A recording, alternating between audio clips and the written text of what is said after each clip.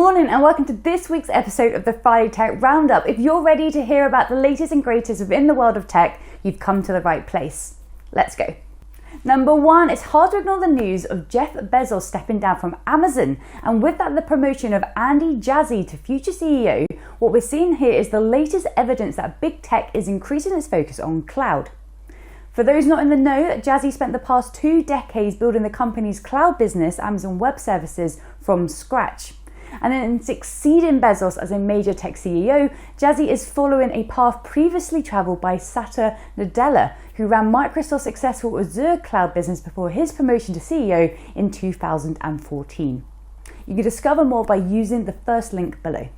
Number 2, it's not just Amazon who is greeting a new CEO this week. CloudBees has welcomed Stephen DeWitt to the C-suite after Sasha Labori steps down from the post.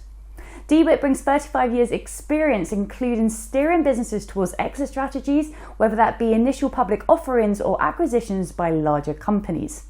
The hope is that DeWitt will ready the business for the next wave of change and stage of growth. You can discover more about the new appointment by using the second link below. Number 3, Dr. Fatima Ebrahimi made the news after inventing a new fusion rocket thruster concept that could power humans to Mars and beyond. How cool is that?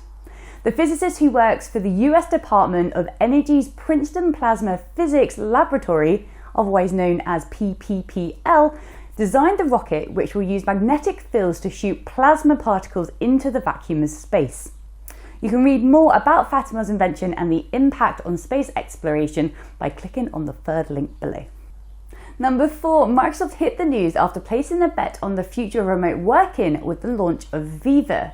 Now, collectively, businesses spend billions of dollars every year on employee well-being, and Microsoft hopes that Viva will help in this new digital era of work. Whilst not an app or even a service, this new platform has been primed to improve remote work and help businesses adjust to it, focusing on maintaining culture, connect employees, and harness human ingenuity in a hybrid world. Have a read and let us know if you think platforms like Viva could be the solution. Number 5, short but sweet, DevOps.com have released a handy guide of the top 5 best DevOps virtual conferences you can attend for free over 2021. You can find a copy of that list by using the 5th link below. That's it, that's all the news we have today. Thank you so much for taking time out of your busy Fridays to join me for another episode of the Friday Tech Roundup. As always, we'd love to hear your thoughts, so if you enjoyed any pieces of news today or we missed anything that you read, do let us know in the comments. We will pick those up and we will reply, and you may feature in a future Friday Tech Roundup. Very excited.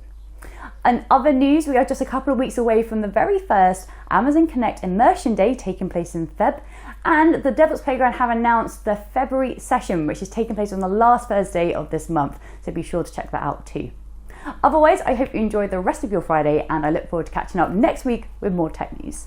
Take care.